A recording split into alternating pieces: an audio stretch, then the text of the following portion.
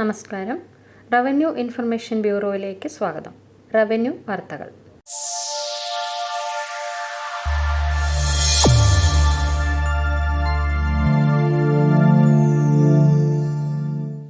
തൻ്റെ ഇടം പദ്ധതി ഉദ്ഘാടനം റവന്യൂ മന്ത്രി നിർവഹിച്ചു.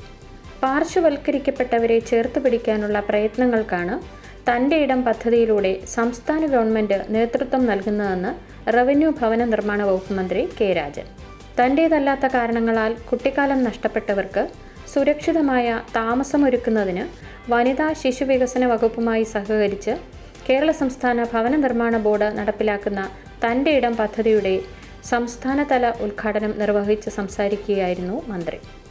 പദ്ധതിയുടെ ഭാഗമായി പൂർത്തീകരിച്ച വീടുകളുടെ താക്കോൽ മന്ത്രി കെ രാജനിൽ നിന്നും ആരോഗ്യ വകുപ്പ് മന്ത്രി വീണ ജോർജ് ഏറ്റുവാങ്ങി. വനിതാ ശിശു വികസന വകുപ്പിൻ്റെ അധീനതയിലുള്ള ക്ഷേമ സ്ഥാപനങ്ങളിൽ താമസിക്കുന്ന 18 വയസ്സ് പൂർത്തിയായവർക്ക് ഈ സ്ഥാപനങ്ങളിൽ നിന്നും പുറത്തു പോകേണ്ടി വരുന്ന സാഹചര്യത്തിൽ പദ്ധതിയിലൂടെ സുരക്ഷിത പാർപ്പിടം ഒരുക്കുകയാണ് ഭവന നിർമ്മാണ ബോർഡ്. ബോർഡ് നിർമ്മിക്കുന്ന വീടുകളാണ് താമസത്തിനായി ലഭിക്കുക. വനിതാ ശിശു വികസന വകുപ്പാണ് പദ്ധതിയുടെ ഗുണഭോക്താക്കളെ കണ്ടെത്തുന്നത്. കോഴിക്കോട്, കണ്ണൂർ, വയനാട് ജില്ലകളിലാണ് ആദ്യഘട്ടത്തിൽ ഭവനങ്ങളുടെ നിർമ്മാണം പൂർത്തീകരിച്ചിരിക്കുന്നത്. ഈ ജില്ലകളിൽ നിർമ്മാണം പൂർത്തീകരിച്ച ഭവനങ്ങളുടെ താക്കോൽ അതാത് ജില്ലാ ഓഫീസർമാർക്ക് ചടങ്ങിൽ റവന്യൂ മന്ത്രി കൈമാറി. സർക്കാരിൻ്റെ നേതൃത്വത്തിലുള്ള ക്ഷേമ സ്ഥാപനങ്ങളിൽ നിന്ന് പുറത്തു പോകേണ്ടി വരുന്ന സാഹചര്യത്തിൽ ഇവരെ സംരക്ഷിച്ചു നിർത്താനുള്ള വലിയൊരു പരിശ്രമത്തിൻ്റെ ഭാഗമായാണ് ഇത്തരമൊരു നടപടി സർക്കാർ സ്വീകരിച്ചതെന്ന് മന്ത്രി കെ രാജൻ പറഞ്ഞു. സമൂഹത്തിൻ്റെ മുമ്പിൽ പല കാരണങ്ങളാൽ ഒറ്റപ്പെടേണ്ടി വന്ന ബാല്യങ്ങൾക്ക് സനാതത്വം ഉണ്ടാക്കിക്കൊണ്ട് വനിതാ ശിശുക്ഷേമ വകുപ്പും ഭവന നിർമ്മാണ വകുപ്പും ഒത്തുചേർന്ന് ഒരു കേരള മോഡൽ കൂടി രാജ്യത്തിൻ്റെ മുമ്പിൽ അവതരിപ്പിക്കുകയാണ്.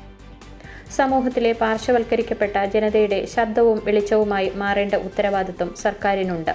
സമൂഹത്തിനു മുന്നിൽ ഒറ്റപ്പെടേണ്ടി വന്ന ബാല്യങ്ങൾക്ക് സനാതനത്വം ഉണ്ടാക്കിക്കൊണ്ട് ഒരു കേരള മോഡൽ കൂടി രാജ്യത്തിൻ്റെ മുന്നിൽ ഈ പദ്ധതിയിലൂടെ സംസ്ഥാന സർക്കാർ അവതരിപ്പിക്കുകയാണെന്നും മന്ത്രി കൂട്ടിച്ചേർത്തു.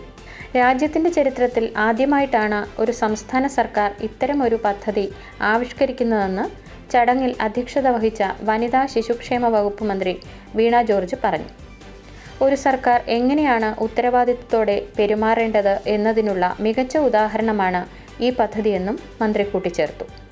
തിരുവനന്തപുരം പാണക്കാട് ഹാളിൽ നടന്ന ചടങ്ങിൽ വനിതാ ശിശു വികസന വകുപ്പ് ഡയറക്ടർ ഹരിത വി കുമാർ, ഹൗസിംഗ് കമ്മീഷണറും സംസ്ഥാന ഭവന നിർമ്മാണ ബോർഡ് സെക്രട്ടറിയുമായ രാഹുൽ കൃഷ്ണ ശർമ്മ, ഭവന നിർമ്മാണ ബോർഡ് അംഗങ്ങളായ മാങ്കോട് രാധാകൃഷ്ണൻ, അഡ്വക്കേറ്റ് സുമോദ് കെ എബ്രഹാം, സംസ്ഥാന planning board member Mini Sukumar, Poojappura Radhakrishnan തുടങ്ങിയവർ പങ്കെടുത്തു.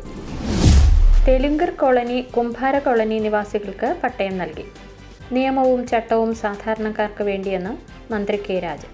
നിയമങ്ങളും ചട്ടങ്ങളുമെല്ലാം സാധാരണക്കാർക്ക് അനുകൂലമായി എങ്ങനെ ഉപയോഗപ്പെടുത്തണം എന്നതിൻ്റെ മികച്ച മാതൃകയാണ് തെലുങ്കർ കോളനിയിൽ പട്ടയ വിതരണമെന്ന് റവന്യൂ ഭവന നിർമ്മാണ വകുപ്പ് മന്ത്രി കെ രാജൻ. തലപ്പള്ളി താലൂക്ക് പട്ടയമേള ഉദ്ഘാടനം ചെയ്ത് സംസാരിക്കുകയായിരുന്നു മന്ത്രി. കേരളത്തിലെ പട്ടയ മിഷൻ 5 ഘടകങ്ങളുണ്ട്. ഏറ്റവും താഴെയുള്ളതാണ് പട്ടയ അസംബ്ലി. അവിടെ നിന്നാണ് ഈ ആശയം ഉരുത്തിരിഞ്ഞു വരിക. താലൂക്കിൽ കൊടുക്കാവുന്നത് അവിടെ കൊടുക്കും, ജില്ലയിൽ കൊടുക്കാവുന്നത് അവിടെ കൊടുക്കും, സംസ്ഥാനത്ത് കൊടുക്കാവുന്നത് അവിടെ കൊടുക്കും. 3നും സംസ്ഥാന, ജില്ലാ, താലൂക്ക് തല ദൗത്യ സംഘങ്ങൾ. അതാണ് ഇവിടെ ബഹുമാനപ്പെട്ട MLA വിശദീകരിച്ചത്.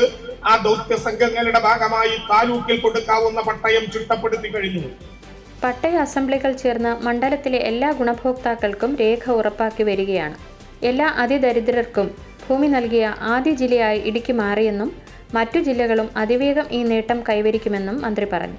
തലപ്പള്ളി താലൂക്കിലെ കുമരനെല്ലൂർ വില്ലേജിലെ തെലുങ്കർ കോളനി, മുണ്ടത്തിക്കോട് വില്ലേജിലെ കുംഭാര കോളനി നിവാസികൾക്കാണ് പട്ടയങ്ങൾ വിതരണം ചെയ്തത്.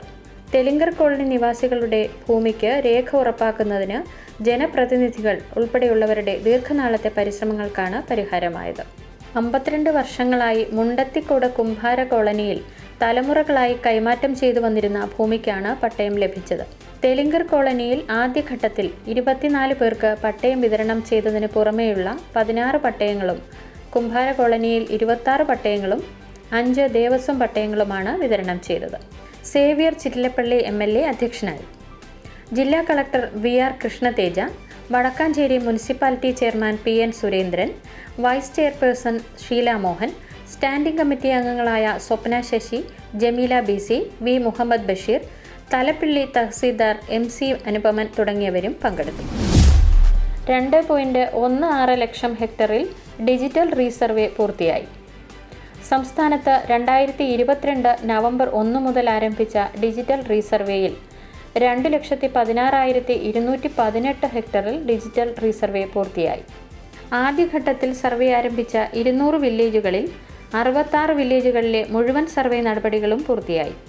ഈ വില്ലേജുകളിൽ സർവേ അതിരടയാള നിയമത്തിലെ സെക്ഷൻ 9(2) പ്രകാരമുള്ള വിജ്ഞാപനവും പ്രസിദ്ധീകരിച്ചു.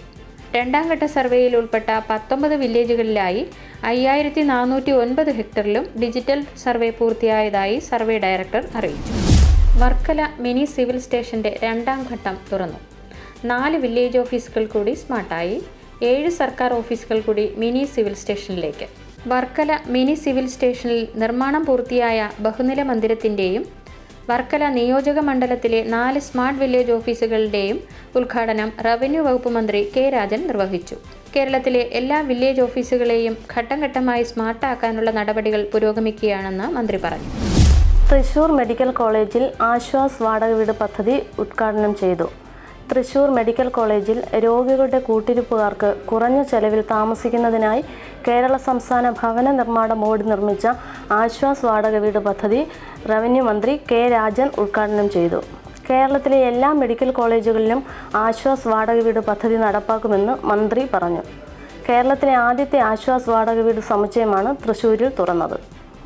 ഇതോടെ ഈ ബുള്ളറ്റിൻ പൂർണ്ണമാകുന്നു.